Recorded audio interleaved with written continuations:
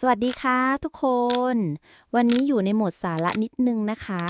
จากที่ท่านผู้ชมคอมเมนต์ถามเรื่องการเขียนพร้อมสั่ง AI ให้สร้างวิดีโอ ASMR สุดฟินที่ใช้มีดหั่นผลไม้ผิวเป็นแก้วแบบที่เราเคยลงไว้ในช่องกันก่อนหน้านี้ค่ะใครที่ยังไม่เคยลองเขียนพร้อมมาก่อนไม่ต้องกังวลเลยนะคะหลังจากดูคลิปนี้จบสามารถลองทำตามได้เลยค่ะเริ่มกันเลยนะคะขั้นแรกเราต้องจินตนาการภาพในหัวของเราก่อนค่ะว่าอยากให้วิดีโอออกมาเป็นแบบไหน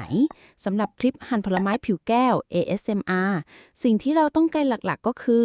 1. วัตถุหลัก ผลไม้ที่มีผิวเหมือนแก้วคริสตัลจะระบุสีด้วยก็ได้นะคะ เช่น สีแดง สีเขียว 2. พื้นที่ที่วาง แผ่นไม้เก่าๆ หรือพื้นที่ไม้ธรรมชาติ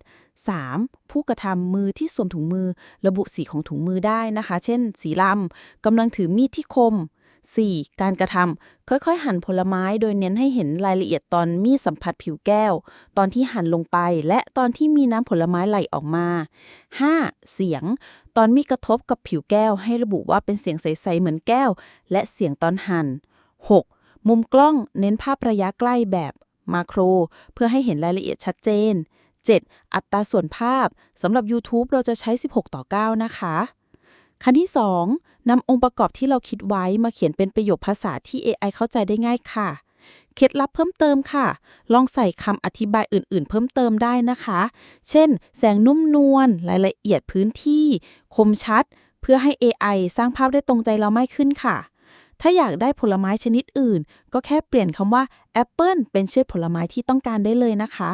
ลองปรับเปลี่ยนการกระทำของมือหรือจำนวนครั้งที่หั่นก็ได้นะคะ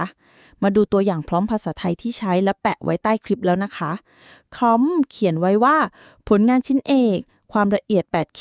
พร้อม ASMR แอปเปิลแก้วเรดใส่เรทิติวางอยู่บนเขียงไม้เก่าภายใต้แสงไฟนวลตาอันอบอุ่นมุมมองมาโครระยะใกล้สุดขีดจับจ้องไปที่แอปเปิลมือที่สวมถุงมือค่อยๆวางใบมีดลงบนพื้นผิวของแอปเปิลมีดเริ่มหั่นชิ้นบางๆอย่างช้าๆและตั้งใจหลังจากหั่นชิ้นแรกเสร็จมือก็ยกมีดขึ้นจัดตำแหน่งใหม่แล้วลดมีดลงอีกครั้งเพื่อหั่นชิ้นที่2เสียงมีดที่ขูดกับเนื้อแก้วนั้นคมและชัดเจนขณะที่ใบมีดเคลื่อนผ่านเนื้อแก้วชิ้นที่ถูกหั่นก็แยกตัวออกจากกันเปิดเผยให้เห็นเนื้อด้านในที่โปร่งใสคล้ายแก้วซึ่งดูแวววาวและฉ่ำๆเล็กน้อยมีหยดน้ำ2-3 หยดปรากฏขึ้นที่ผิวรอยตัดแล้วค่อยๆหยดลงบนเขียงพร้อมเสียงแปะเบาๆใบมีดสะท้อนแสงแวววาวและภาพบวมของเสียงให้ความรู้สึกใกล้ชิดและมีรายละเอียดเต็มไปด้วยเสียงของการหั่นเสียงหยดน้ำและเสียงมีดเคาะเบาๆบนเขียงพอได้พร้อมภาษาไทยแล้วเราก็ต้องเอาไปแปลเป็นภาษาอังกฤษถ้า AI ที่ใช้ไม่เข้าใจภาษาไทยในคลิปนี้จะใช้ Gemini แปลเมื่อได้ภาษาอังกฤษมาแล้วเราก็ต้องสร้างรูปของผลไม้เป็นต้นแบบค่ะเพื่อจะเช็คว่าได้ตามที่ต้องการหรือไม่ถ้าต้องการปรับเปลี่ยนก็แก้ไขพร้อมได้แล้วดาวน์โหลดรูปเก็บไว้นะคะจากนั้นเราจะใช้ Runway ML AI โดยต้องลงทะเบียนใช้แบบฟรีโดยไปที่ runwayml.com ลงทะเบียนใช้งานแบบไม่ต้องจ่ายตังค์นะคะซึ่งเราจะได้รับเครดิตใช้งาน120เครดิตพอเข้า Runway ได้แล้วเลือกแท็บสำหรับสร้างวิดีโอจากนั้นวางพร้อมภาษาอังกฤษที่เราแปลไว้และอัปโหลดรูปตัวอย่างที่สร้างไว้ก่อนหน้านี้เข้าไปคลิก generate รอสักครู่ก็จะได้วิดีโอแล้วค่ะ